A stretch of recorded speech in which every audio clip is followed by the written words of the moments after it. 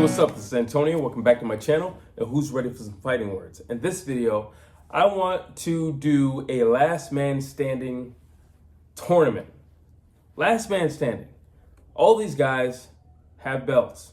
4 guys, 4 belts. We have Devin Haney, the WBC. We have Liam Paro with the IBF. We have Issac Pitbull Cruz with the WBA. And lastly, we have Teofimo Lopez with the WBO. How do these guys all match up? Who's going to be the last one standing? Really quick, if you like the videos, please take the time, subscribe to the channel. A lot's going on, and I want to try to mix things up with the way that I do my videos and produce my content. So without further ado, let's jump into this. I'm going to break these guys up, and I'm just going to match them, up until we get to the last man standing. So who's more likely? Well, Liam Paro just fought, so he's probably not going to fight first. So if we were to do like a series or a cycle or something like that, across a 12-month period, how would this play out? Let's see. So we have Teofimo Lopez, and I have him up against Issac Pitbull Cruz. How does that play out? I definitely see Teofimo Lopez beating Issac Pitbull Cruz. It's not that Issac Pitbull Cruz is not competitive. It's just he's basically a one-trick pony. He's small. He's aggressive, and what he does amazingly. Not knocking him. Love him to pieces. However, he's small. He's a one-trick pony. Can't fight backing up. Doesn't have a jab. There's not a whole lot to him. There's no special effects. We know exactly what he's going to do. Round after round after round. Then you have Teofimo Lopez, who is a magician in the ring. You never know what he's going to do. He's extremely unpredictable. He's extremely tough. He is a Mexican at his core. He's extremely tough, and he knows how to fight. He knows how to fight. He knows how to box, but he also knows how to be creative when he's doing both. He's a great counterpuncher as well. And when you're just dealing with the pressure and the power of Pitbull versus the creativity, the boxing prowess, and IQ of Teofimo Lopez, plus he's got some pop in his punches. The footwork of Teofimo Lopez. The speed of Teofimo Lopez. That's just too much for Issac Pitbull Cruz. I don't see any way in which he beats Teofimo Lopez. And as much as I would hate to say it, the only way that I can see a scenario in which case he does beat Teofimo Lopez, it would be like some haymaker that just randomly gets in. But I don't also see Teofimo Lopez standing in front of Issac Pitbull Cruz. I don't see that at all. I see him playing it safe. I see him being in the center of the ring. As long as he stays away from the ropes, in the corners, he's got nothing to fear and nothing to worry about. And I don't see any way, shape, or form or possibility where Issac Pitbull Cruz can push Teo back, but he can't keep him back. And he certainly can't make it into a stationary target. And for that reason, I think Teofimo Lopez easily gets past Issac Pitbull Cruz. I think Liam Paro gets past Issac Pitbull Cruz for a few of the same reasons. I just think he's a better boxer. I think he's better at gauging distance. I think he has much faster feet. All these guys beat Issac Pitbull Cruz because of basically all the same thing. Better jabs, faster feet, master footwork, and speed. And overall intelligence in the ring. So Issac Pitbull Cruz is out early. Now we have Devin Haney, we have Liam Paro, and we have Teofimo Lopez. I think Teofimo Lopez is out next. I don't see how he beats Devin Haney. I don't see how he beats Liam Paro. Listen, Teofimo Lopez has a ton of skill. The problem with Teofimo Lopez is he's not consistent. If you're not consistent against 2 guys who are very consistent, very pro round after round type guys, they're going to be busy, and you're not a consistent guy, and your skill level fluctuates with your mood in the ring, I don't see how you beat Liam Paro, and I definitely don't see how you beat Devin Haney, because you're going to need to be 100% for either one of these guys. Both of these guys are defense minded first, okay? Both of these guys are masters at distance. Both of these guys have superior footwork. Not superior footwork to Teofimo Lopez, but for the division, they have superior footwork. So you're not dealing with slouches. You're not dealing with guys that are easy to hit. You're not dealing with guys who don't have A1 defense. You're not dealing with guys like that. But when I look at Teofimo Lopez, he doesn't have the mental capacity all the time. He's not consistent with his mental capacity. And because of that, I think he's out next. I think he can get frustrated. I think he can get a little lazy in rounds.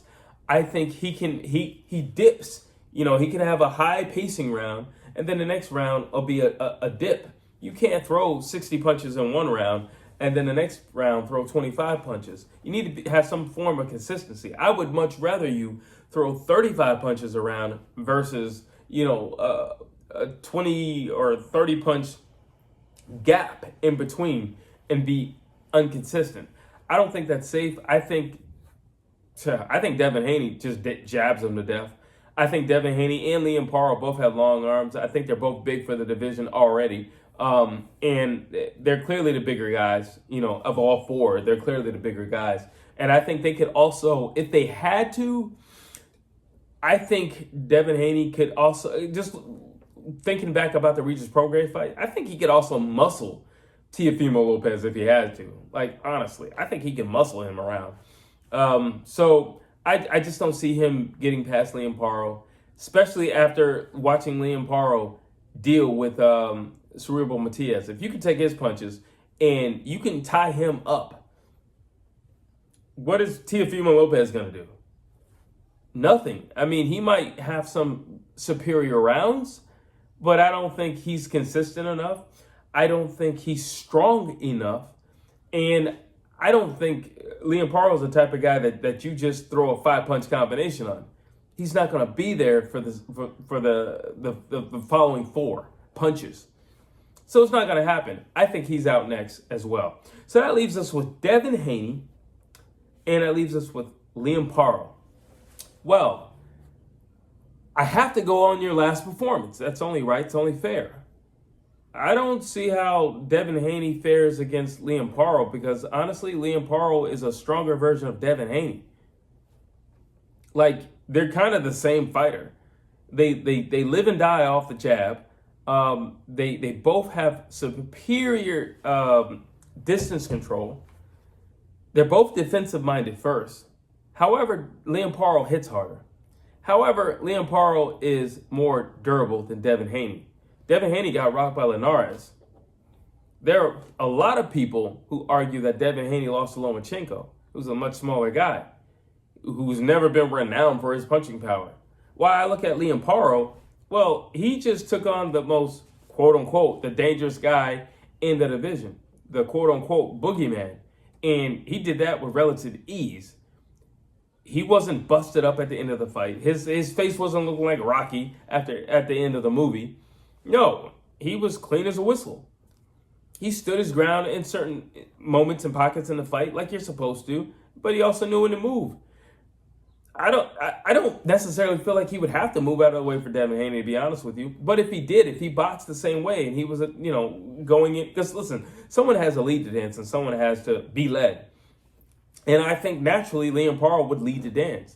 So, yeah, I would go with Liam Paro. I think Liam Paro smokes everybody on this list. I think he runs through Devin Haney. I think Devin Haney is going to be the most difficult challenge, but I think he would ultimately beat Devin Haney. I think he definitely beats Issac Pitbull Cruz. I think Pitbull will give a good showing for himself, but I think it would be a shutout because I don't think he'd be able to catch any of the guys on the list. And I think Liam Paro would beat Teofimo Lopez. I think Teo's great at what he does, but I think at a bigger weight class where people are more durable, those tricks don't mean as much because if you're not going to throw a certain amount of punches and you're going to pot shot here and there, then you're going to need to be consistent with either doing that or doubling it up or tripling it up, or you're going to need to hit harder.